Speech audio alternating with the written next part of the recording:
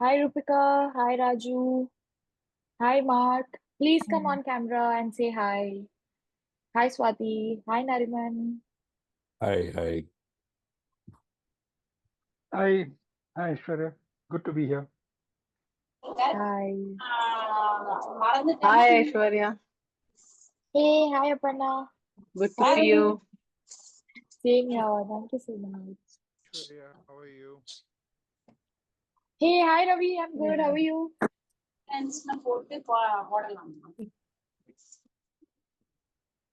Okay, let's begin. I think people will still keep joining. I would like to welcome all of you. Good evening, good afternoon, good morning, wherever you guys are joining in from. Thank you so much for joining in today. And today we bring you CCU webinar on Back to Basics, and we have Kevin Khan. I have a small introduction. I hope you guys will stick through. Kevin Khan is a distinguished multi-award winning professional coach, business leader, mediator, and mentor with over 30 years of international experience in corporate and multinational organizations. He specializes in executive and leadership coaching, career management, and team development, leveraging his extensive background in general management, strategic development, and talent management to empower individuals and organizations to achieve their exponential growth. Welcome, Kevin, and welcome, Kelly. I'm just going to make you guys the spotlight for everybody. Terrific. And you can Thank you. Thanks everyone for having me and welcome to our session tonight. So my name's Kevin Khan and I'm sitting here in Singapore. I'm going to share my screen so that you can see a preview of what we're going to cover off tonight. So in our little space of an hour, we've got a lot to cover off. And let me introduce you to our agenda. So what we're going to cover today is talking a little bit about personal values. Why are they so important? And I'm calling this session Back to Basics because as coaches, we've kind of evolved. So as we work with clients, as we find new tools, as we find new assessments, sometimes we forget about the basic values of who we are when we're working with our clients. So let's go back to basics and have a look why they're so important. And I'm going to go through a case study with you because I discovered the tool that I will share with you last year. And it's just transformed the way that I think about who I am, how I show up, but also how it impacts the way I coach my clients as well. And I was saying to Ashwarya at the beginning, to make it worth your while, I've mapped the session to the core competencies so that you'll get your CCEUs. You've actually got something to walk away with in terms of core competencies. And then we'll actually have a look at the tool. But before that, I'd like to introduce to you a guest that I've invited to the session to help me explain why values are so important with me today. Her name's Kelly Michael, and she's my expert on all things values and organizational behavior in terms of everything that's happening in terms of team values. So Kelly comes to us from Australia. She's sitting in Australia right now. And believe it or not, she has the exact same values that I do, which we kind of thought was kind of funny. So Kelly, would you like to introduce yourself quickly?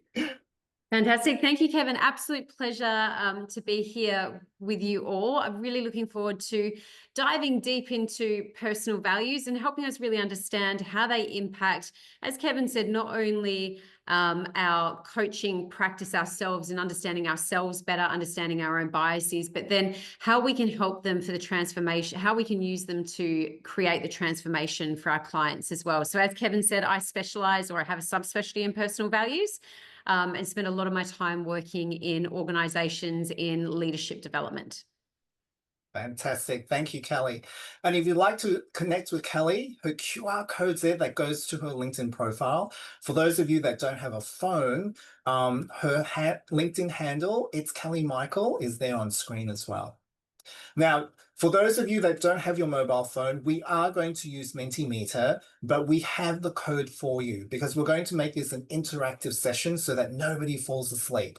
Because remember, you're getting your CCEUs.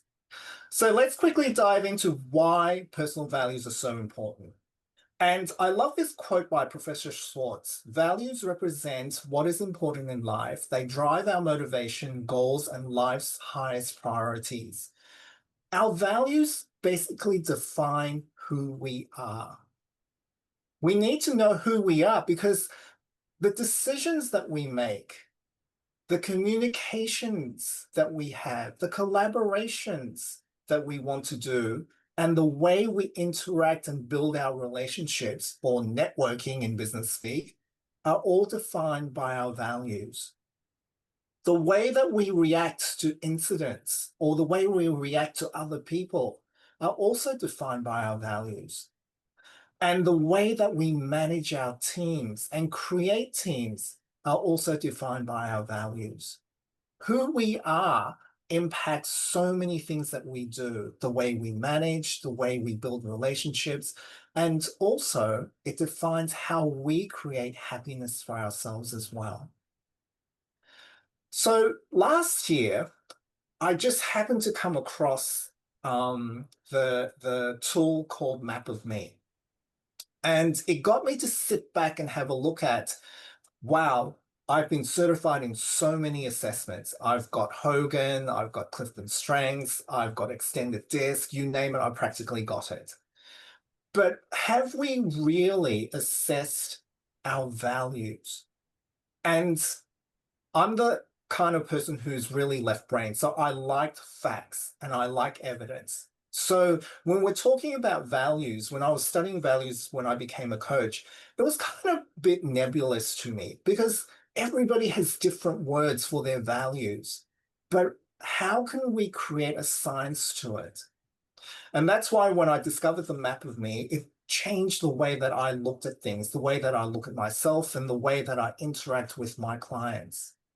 So the values as an assessment helps us define why we do the things we do because we know who we are. Because the values are the core of who we are and how we show up on a day-to-day basis. Now, other psychometric assessments, as I said, Hogan, Clifton Strengths, Extended Disc, all of those assessments tell us about our how we behave. It also tells us a little bit about how we're going to think and how we're going to interact with the world.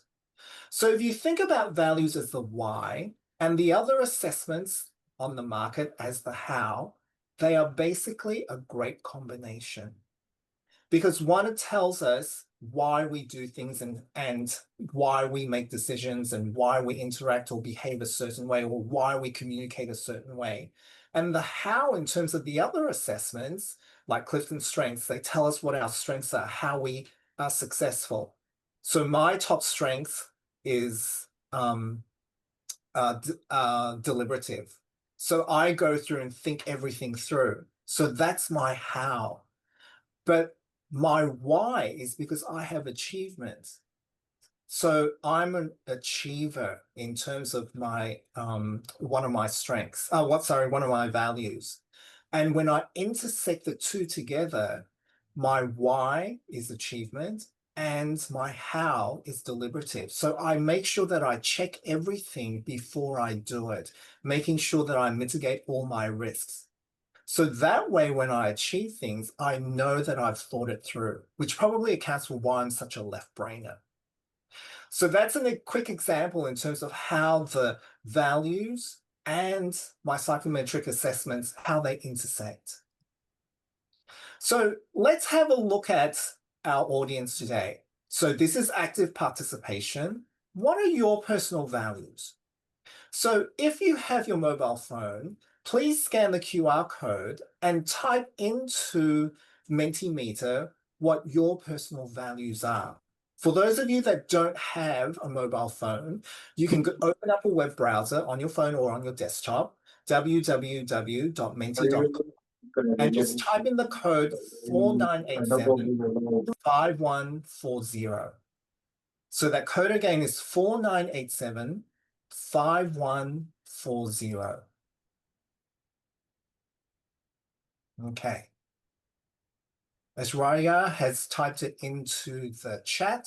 So I'm going to share the Mentimeter so that everybody can have a look at all the responses that are coming up. And yes, we've got responses popping up already. Thank you for the active participation. Okay, so we have honesty, we've got fairness, we've got adventure, we've got structure, we've got trust, loyalty, we've got family, authenticity, transparency, responsibility, relationships, universalism, sincerity. Lots coming through. Keep them coming. And remember, with Mentimeter, the larger the word, the more responses that we have. Family, giving, learning, commitment, truthful, benevolence, identity, security, caring, justice, relational, diligent, security. This is fantastic. We've got 83 responses in here already. Thank you for participating in this. And one of the reasons why we wanted to have this exercise is just to demonstrate how people may use different words. And when we use different words, sometimes it's hard to compare across different people, especially when we're in an organizational environment. And this is where sometimes it's useful to have a tool where we use common language. So just like Clifton Strengths has common languages, the 34 strengths that we have, they all use a common words in order to describe people's strengths.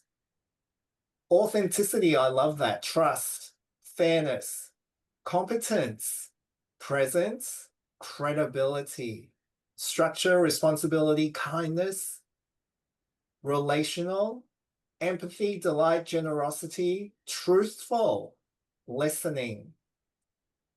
Oh, and we have an aesthetics here. We've got freedom and compassion as well. So a very wide variety. Okay, thank you for the active participation. So let me go back onto our slide deck and let me walk through a case study as to how I used values to help one of my clients. Okay. So my client is in her late 30s and she has reached the pinnacle of her career. She's a lawyer and she's become a partner in a law firm. And she's been very, very successful, litigation lawyer. So she's been very successful, high percentage of cases won in court, and she's sought after by clients all over Asia. But she wanted to do something different, but she didn't know what. So she decided to embark on an MBA, one of the global MBAs from one of the big name schools. But she's probably older than the usual MBA student. Being in her late 30s, having had lots of experience already, she's probably got about 14, 15 years of work experience already. And she's been successful and she's a partner of a law firm. So as a part of the program, many of her classmates were applying for jobs, graduate jobs, in the management consulting firms like McKinsey, BCG, and Bain. And she thought she'd try as well, since everybody else was doing it, and she wanted to do something different other than being a lawyer or a litigator.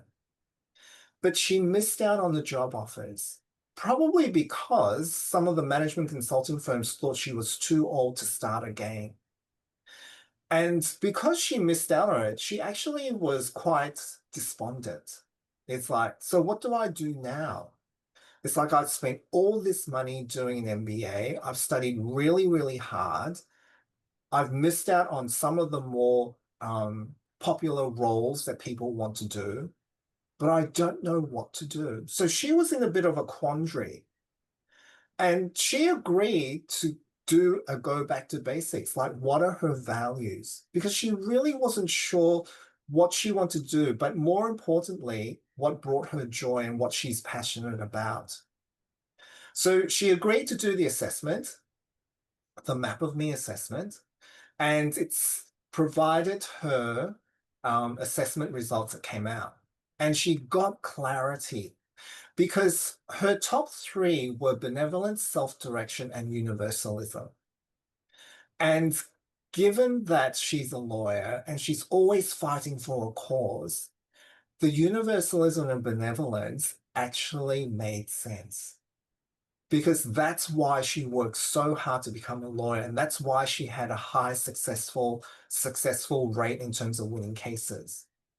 And self-direction was important to her because she wanted to have autonomy. And she learned as she worked at the law firms that the higher she got, the more autonomy she got because people trusted her. And that was an important thing for her because she didn't want to be micromanaged. She wanted to have the freedom in order to talk to clients, how she approached her cases, what was her strategy. She wanted to have all of that flexibility, her ability to go through and direct herself.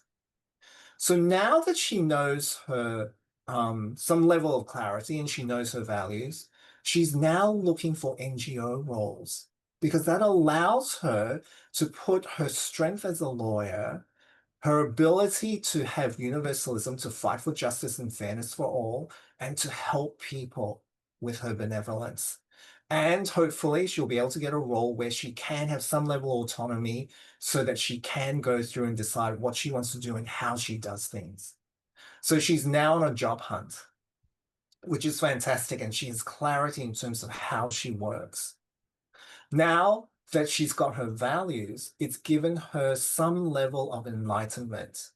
And I found that to be one of the cases where I found that it was very heartwarming, because she actually cried when she found out her results, because she said that I never took the time in order to sit back to look at what I'm doing, what makes me who I am, as well as the joy that I get.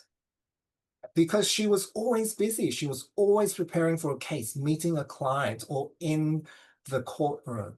She never took the time to figure out who she was. So as we come through to this, what I want to do is to walk through and talk a little bit about the science of personal values.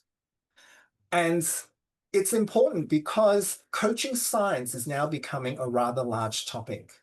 And if you have a look at ICT coming up, there will be a stream specifically for coaching science. And why not do a preview here? So I'm going to invite Kelly, our resident expert, to talk about the science behind personal values. Kelly, let me hand it over to you. Thank you so much, Kevin. I think as coaches, facilitators, you probably don't need me to convince you why personal values are important. You understand the relevancy, you understand how critical they are to people's experiences in life in general and in the workplace, which is where many of you specialize. And some of you probably have your own stories that were similar to Kevin's there about his case study as well. But what I'm hoping we can do is get really, really clear on what it is that we actually mean by personal values, because common language and shared understanding is actually really important. And to Kevin's point, making sure that that common language and that shared understanding is evidence-based is even more critical to make sure that we get the best outcomes for our clients that we work with as well. So Kevin gave this quote to you earlier from Professor Shalom. Values represent what is important in life. They drive our motivation, our goals, and our life's highest priorities. They are the rulers, the gauges that we use to assess the world through, okay? They're the lenses that we judge things through. They're how we decide what is right or wrong, good or bad in the world. We often refer to personal values as being like the roots of a tree. They nourish you, they ground you, they sustain you, they hold you in place. They're lived out in the world through the trunk of the tree, which is our behavior and communication styles, which would be like our disc, our talents, our strengths, elements of our personality sit there. Across the leaves and the fruits and the flowers of the tree, which is all the different domains of our life. And Kevin put it beautifully before that those roots of the trees are like the why they drive the trunk, which is our observable behaviors, the what people actually see across all the different domains of our life. But just like the roots of a tree, most roots of trees are under the surface. They're under the ground, which means that we can't see them. It's the same as I don't walk around with my personal values written on my head.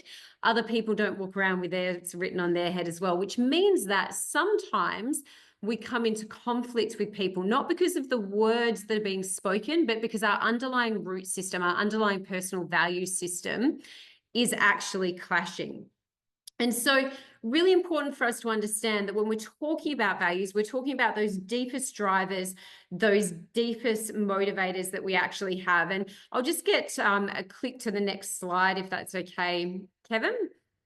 I'll just give you a moment to read through this. This is some characteristics that come out through the evidence of what personal values are. This came out of a research report published by the University of Western Australia. You don't need me to read through it for you. You don't need to hear my voice. So I'm going to give you a second to read through this. And then I'm just going to throw a couple of really key points in for us.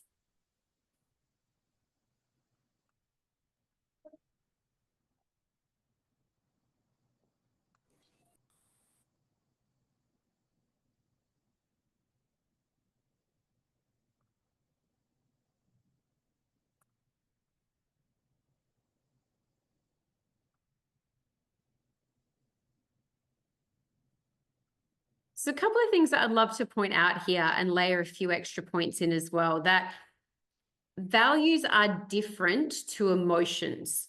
Okay, so if you think about that beautiful word cloud you had earlier, there was a mix of a few different things. There were a few values, there are a few emotions on there. They're very closely linked, but they're slightly different to what they are, okay? And that's really important for us to start to understand as practitioners. What are the difference in some of these psychological constructs, and what difference does that make to the people that we're in service to, into our clients, okay? There are no bad values, and we're going to talk a little bit more about which values specifically we're talking about, or which evidence-based framework we're talking about, but there are no bad values. All values are needed for functioning societies, functioning teams, and any value can be healthy or unhealthy, helpful or unhelpful, depending where our volume dial of that value is actually placed, okay? The other thing that I'd like to say is that personal values are what we call stable traits, which means that they stay very consistent throughout life. I'd love for you to take a guess, and feel free to put it in the chat or to speak it out loud. What age do you think our personal values become stable at? And I'd love to get some thoughts. How older do you think we might be when our personal values become stable? So we've got 7. It's a little bit higher than 7. Under 6, a little bit higher. I think it would be in the teenagers when you get into the college. 17, 18 is the time when you start fixing your values. Yep. So a little bit younger than that. I've seen some others come up in the chat. We've got 40, we've got 25. 25 is a really common answer that we get, and that's to do with brain development. People think that when the brain stops developing is roughly the age it would be set, but it's actually much younger. So I will tell you, our personal values become stable traits between the ages of 9 and 10 years old. Okay, so if any of you have children at the moment on the call tonight, and you have children under the age of 10 years old, there's still a small chance that you might be able to influence their personal values in some way, because personal values are a mixture of nurture and nature, as are a lot of psychological constructs. So they're nature in the sense of the way that we're just born that way, it's who we are, and nurture in the sense of the adults or the environment that we're raised in actually shape and form some of our personal values as well. But they become stable around the age of 9 years old. Kelly, don't you think that the values also go through a transformation as based on your experience and also based on the environment where you are? Beautiful point. So values, what they do is they become more sophisticated. So what my personal values look like at 9 years old are very different to what they look like at 30 when I have life experience and I've been in many different changing environments. So they become more sophisticated in the way that we use them. Now, can they change? Yes. Do they change regularly? No. When do we No. see them change? So it is possible that they can change in traumatic events. So they've been studied in war zones. They've studied them at baseline, and then during being in a war zone, coming out of a war zone, and 12 months later. And we did see a shift in some values for a small percentage of people on coming out of a war zone. But interestingly, when they were measured 12 months later, a large percentage of those people, actually, their values went back to what they were at baseline. So yes, they can change. It's just very rare that they do. We have 3 values, core values, that we see the world through. Okay. And even when they changed in that scenario I gave you then around war, it was only 1 value that predominantly changed for people as well. So that's how core they are to who we are. The fact that we have 3 that we view the world through is a really important point for you to understand. They change rank order depending on the situation that we're in, okay? So then whatever the needs we have in that scenario are, our values, the 3 of them, may change rank order depending what's happening in that situation. So one thing that I'd like to share with you about the framework that we're talking about here, we're talking about Shalom Schwartz's framework, and that's who that original definition and that quote came from.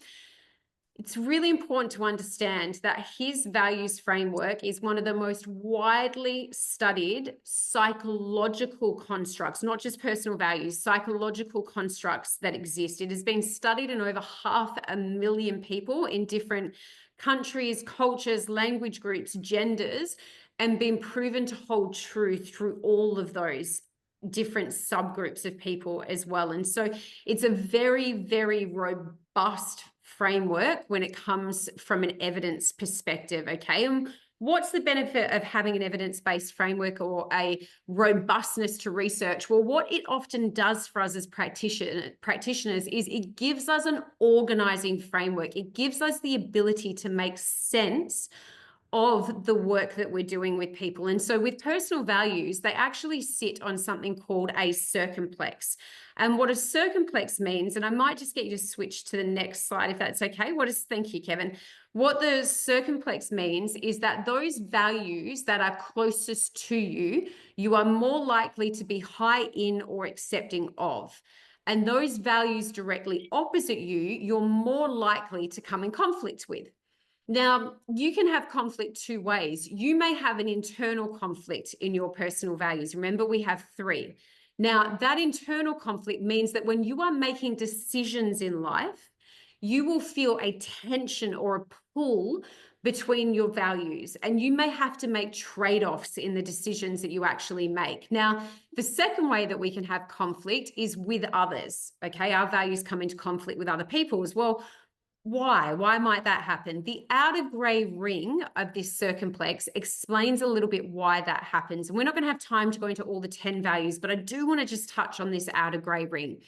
This outer gray ring is like the chunked up themes of the personal values. So if I look at benevolence and universalism, these people have a focus on others. So others first, me second. If we look across from them, our self-enhancement values, these are power, achievement, and part of hedonism. They're about me first, my enhancement first, others second. Doesn't mean they don't use their enhancement in the service of others, just the lens they view a situation in first is slightly different. Now, if we look at our other diagonal, we have self-direction, stimulation, and the other half of hedonism. These people are about openness to change. They want to drive change. I often say openness is probably a bit of a soft word from them. They drive change. They want to challenge the status quo. If we look over from them in conformity, tradition, security, these are what we call our conservation values, okay? These are the types of values that are going to say, well, hang on a second. Have we acknowledged the past? Have we talked about where we've come from? Have we learnt the lessons we need to learn from the last project? Have we crossed our T's, dotted our I's? Explain why we are doing this exactly, and talk me through the process that we need to go through to make sure that this is done well. So you think about in a work environment, you think about in teams, how this particular conflict line often plays out in that you've got the person from openness to change going, okay, how are we going to do this differently? How are we going to challenge the status quo? What's our future vision? How are we going to innovate? And then they're trying to explain that to the person on conservation who are going, whoa, whoa, whoa, whoa, whoa, whoa, whoa, hang on a second. Have we learned the lessons? have you even acknowledged the work that we previously did? Why are we doing this? What's the process? Have you crossed your T, dotted your I's? Then our openness to change, people go, oh, well, every time we try and make change, you just rip the handbrake up, you stop everything, we can't move forward, we've got to move forward, otherwise we're going to become dinosaurs, we're not going to be able to innovate. And then the conservation people go, look at them and go, this is just change for change's sake. And all of a sudden you can see how we're in personalized conflict now, as opposed to being able to look and say, okay, hang on, what does this person need from a values perspective? How can I understand what it is they need in what it is that I'm communicating? Therefore, that allows me to speak into their listening. If I understand somebody through a values lens, I can speak into their listening so they can hear the rest of what it is that I am trying to put forward to them. And that's how we often turn conflict lines into complementary strengths. When we have awareness about it, when we can do something with that awareness, we get to create complementary strengths there as well. And this is just probably a simplified version of what it is that I just explained around some of the different focuses of the values, really focusing on the outer grey ring, on those themes that sit there. Terrific. Thank you, Kelly. I always think it's always better to have an expert talk about the areas where they're most familiar with. So Kelly gave us a great overview in terms of how personal values come about and how there is a science behind it. What I'd like to do now is to take that one step further and have a look at how it impacts organizations. Because once you know who you are, how you operate, how you think, how you communicate, how you collaborate, how you make decisions, that tells a lot about a workplace.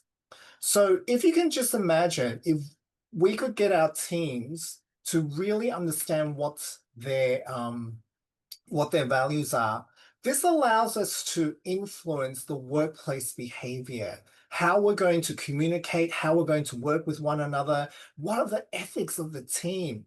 And somebody said to me, what about sales teams? Do they have ethics? Well, then we have to go back to what are the values of the teams that are actually doing sales. The other thing that's also important is workplace relationships. Like some people have talked about, I've got a work wife or I have a work husband, because you work in close proximity with those people all the time.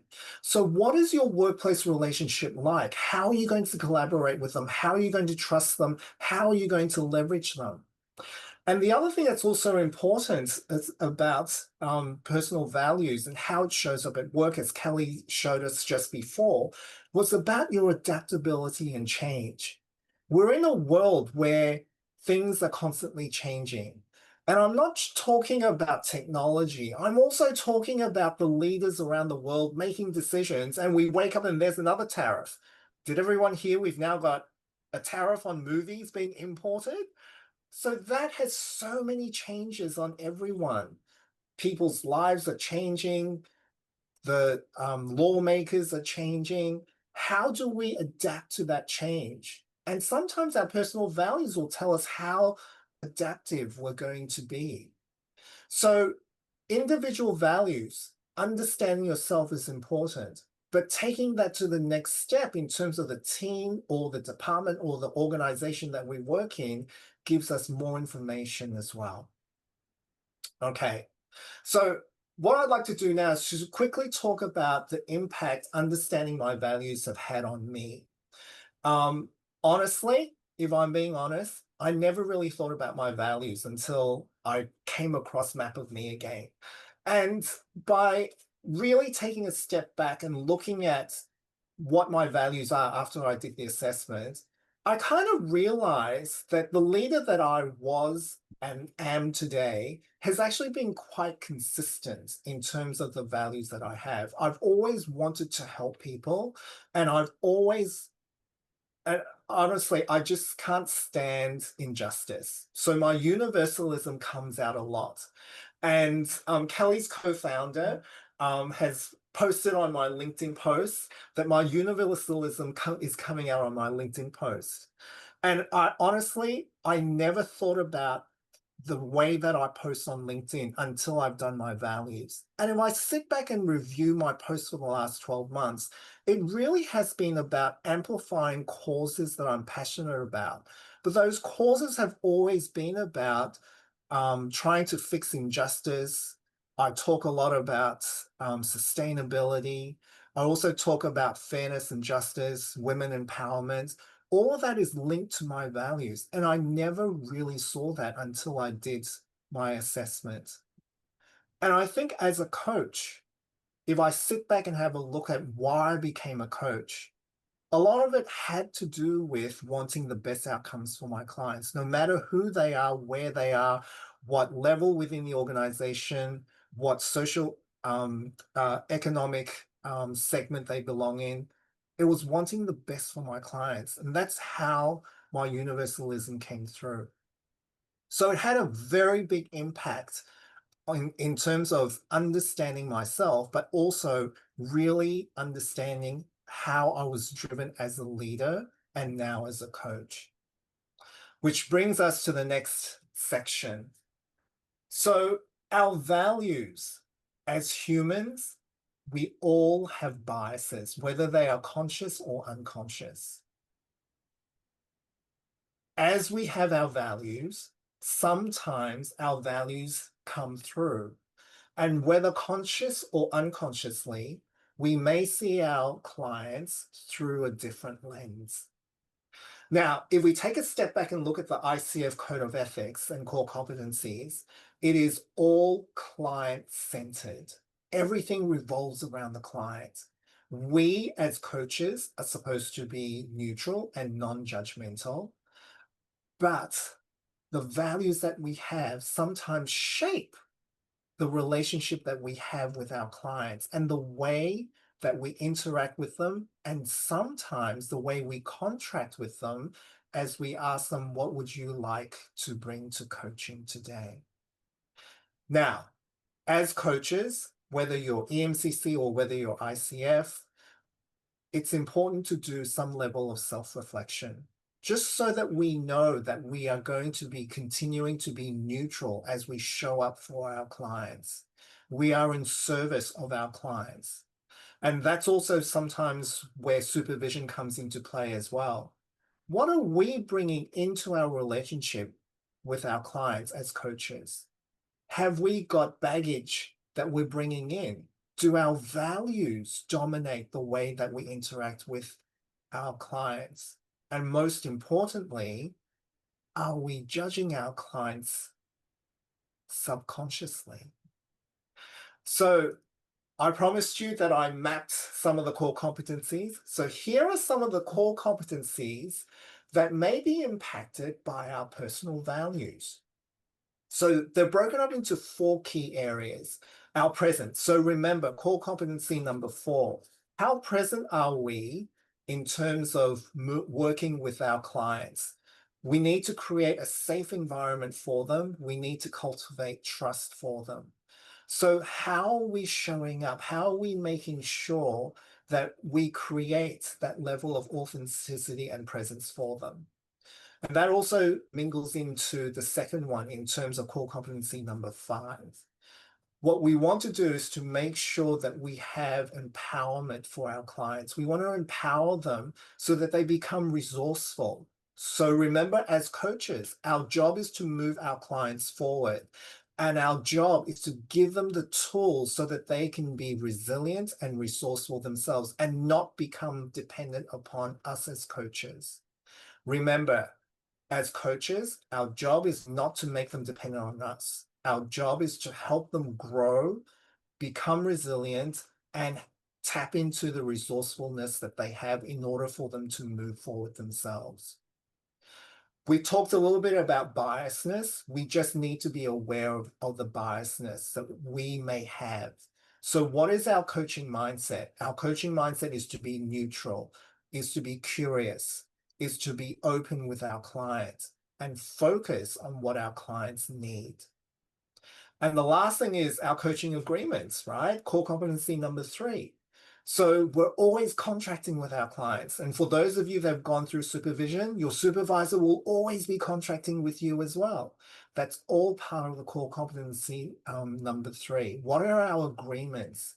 So are our accountability, the way we hold our clients accountable, are the way that we contract with them in terms of what they want to get out of the session. Are our biases coming through, whether conscious or unconscious? Are we steering the client towards a solution which we think is better for them? So being self-aware in terms of some of our values and whether they are conscious or unconscious helps us understand ourselves better to become better coaches so that we show up as a better coach for our clients. So those are the impacts that understanding my values has had on me as a person and as a coach. Here is a back to basics approach to who we are as coaches, but also how we can use that to understand not only ourselves, but how our clients can understand themselves as well.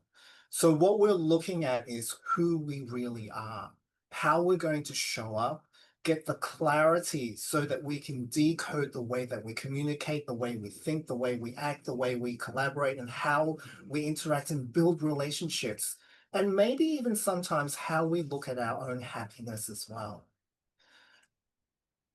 It's important for us to also, as coaches, understand what some of our values can do in terms of our both conscious and unconscious biases.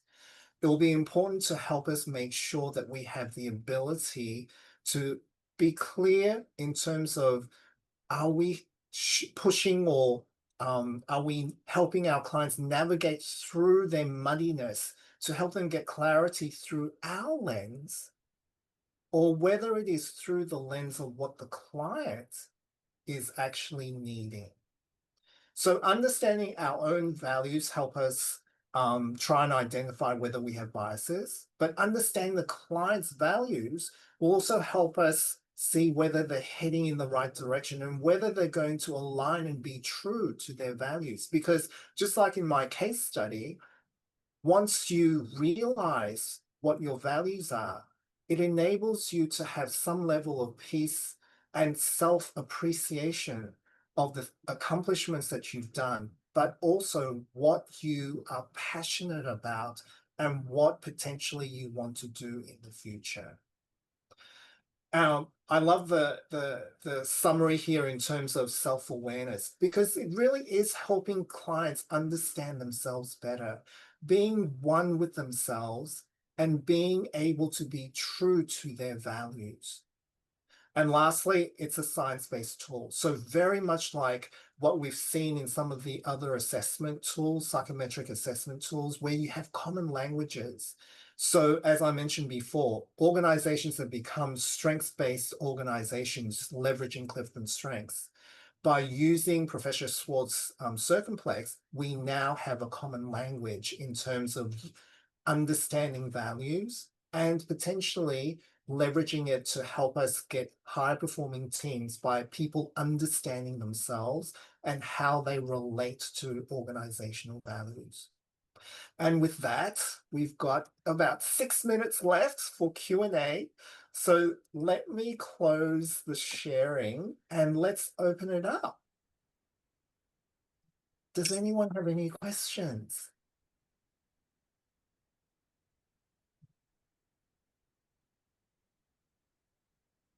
Okay, somebody just asked, can I get the link? So let me pop the link into the chat in terms of the individual assessments.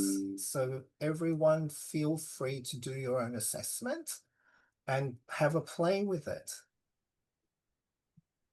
I might just, Kevin, as well, I might just read out some questions. I think we've got a couple of hands up and then there's a few questions in the chat as well. So maybe if we go with hands, and then I can always jump in with some of the chat questions as well, and I'll try and type a few answers while we're going also. Damesh, you've got your hand up.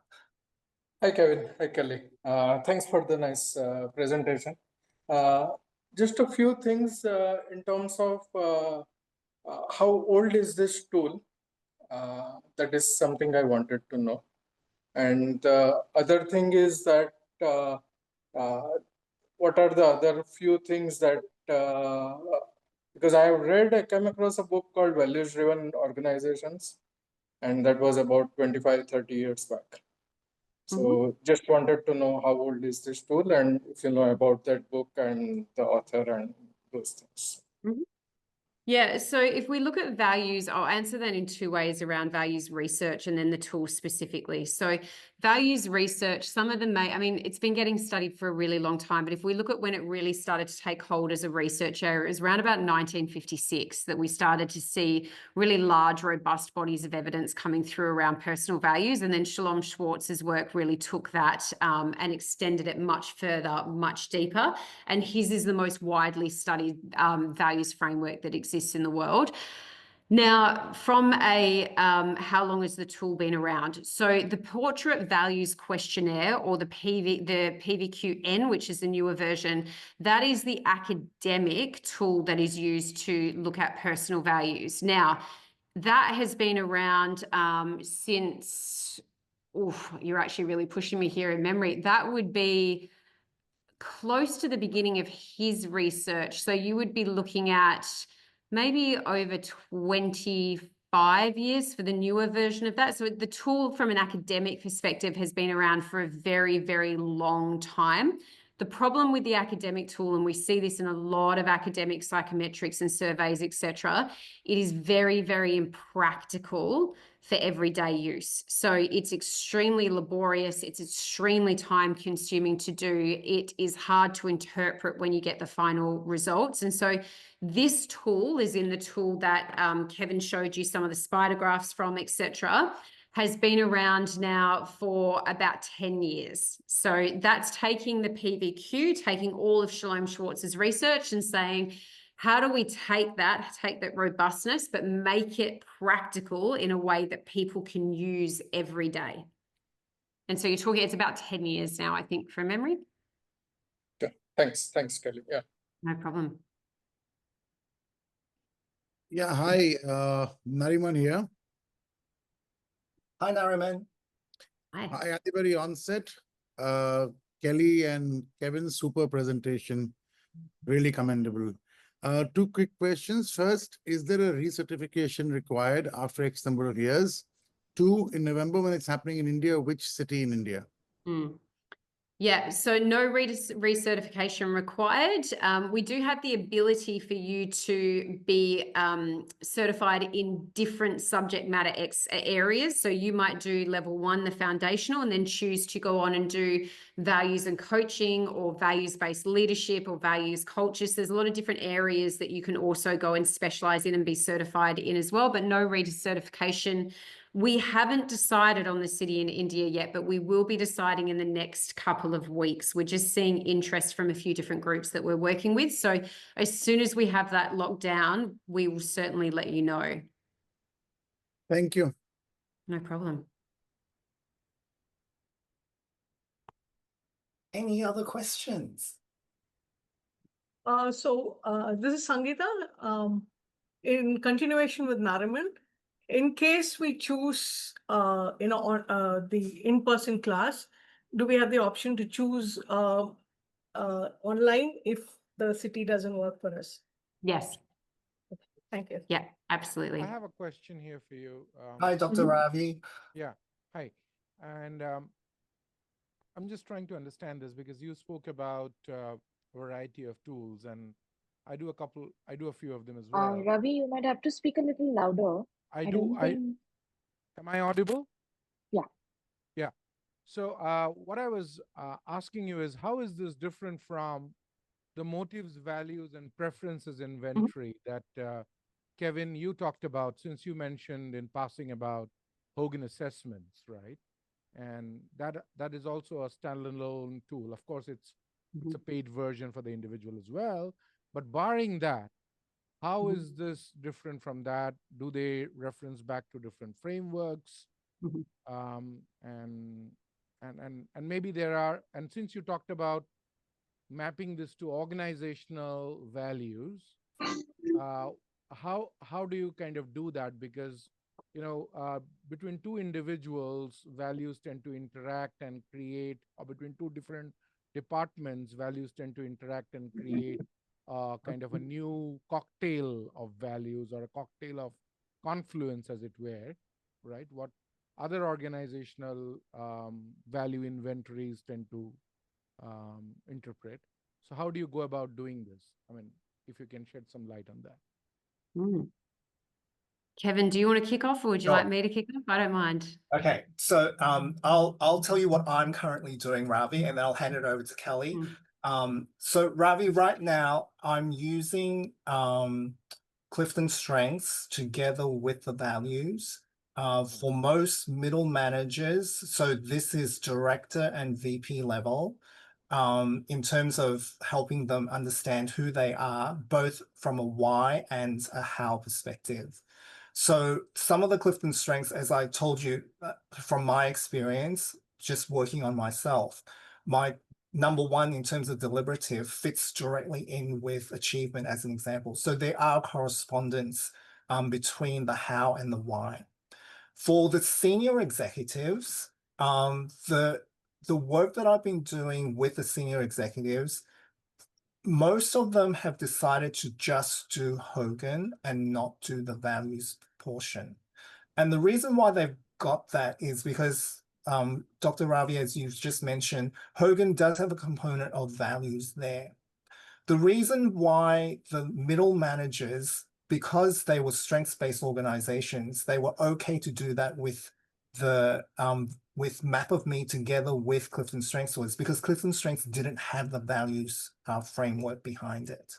So it really depends on the organization, and it depends on the level as well, because some of these organizations, which were strengths-based organizations, they didn't have the values at the lower level, but at the upper levels, especially when they were hiring at C or SVP levels, they were getting candidates to do the Hogan assessment already. So there was a values component there.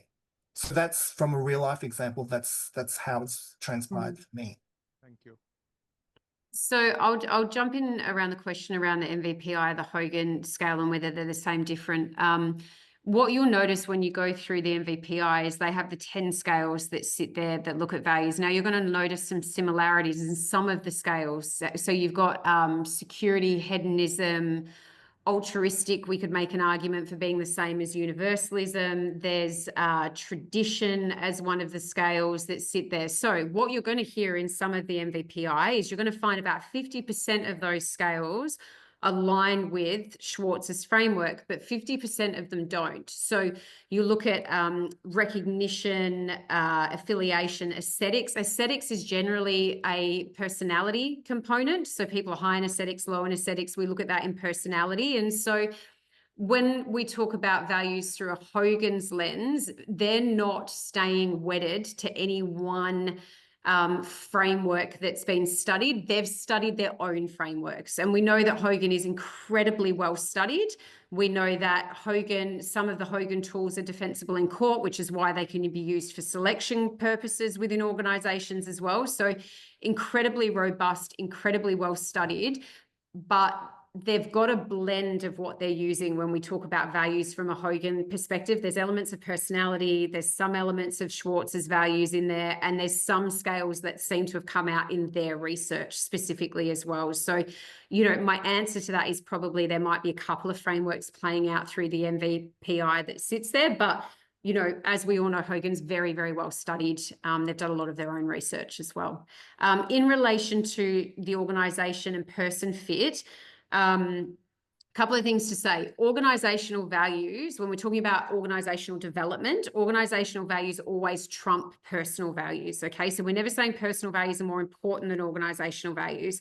But what we are saying is that for people and performance to flourish, what we know is that person role fit from a values perspective is really important. So how do I help someone become aware of what their values are? And then how do I help them understand or explore whether they can live their values out within the role that they do? but then also person organization fit. So can that person see their personal values in the organization's values and vision and its mission? Okay. And so that exploration and that wrestle that many people do is actually really, really important for performance. So that's probably an important piece to layer into that as well. Kelly. Perfect. Thank you. And that might answer. There was a question. We're running over time here. There was a question around what would be the approach to coach a leader whose values are not aligned with the organization's culture. Firstly, it would be getting them to identify and there's a lot of different ways we can do this, and I'd want to understand more, but I'd be looking at what's their awareness of their personal values, looking to get them to look at what we were just talking about there, person organization fit, person role fit, exploring that a little bit, seeing where the misalignment might exist, seeing if they're able to actually live out of their values in the workplace. I've worked with a lot of leaders where that's been quite a wrestle for them. I've seen leaders move because of that in roles that they've had as well. So I would be looking at person role fit, person organization fit from a values lens as a initial exploration into that for the question that's in there from Ryan, I believe.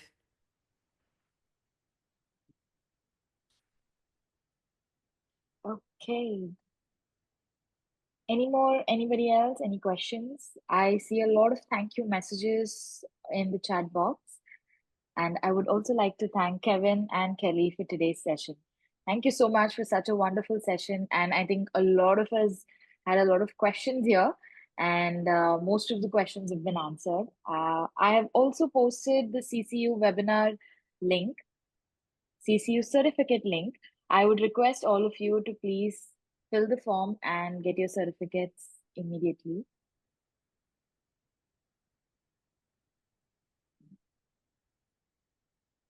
Yes, any questions? Anything? I'm just going to stay here. And thank you so much, Kevin. Thank you so much, Kelly, for today's session. It was amazing. Madhuri, you have something to say? I mean, there is so much coming up and so many reflections coming up for me as we walk through those values. And the last part, Kelly, when you mentioned about the organizational values and the personal values, I can see so much of so much that might be valuable again for the organization if you bring in this kind of yes,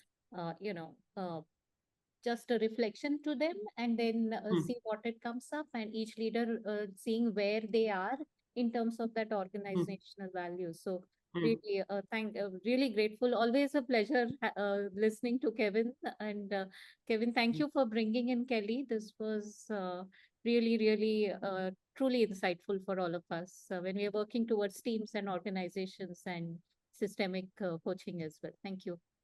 Perfect. Thank you for having us. yeah, thank you.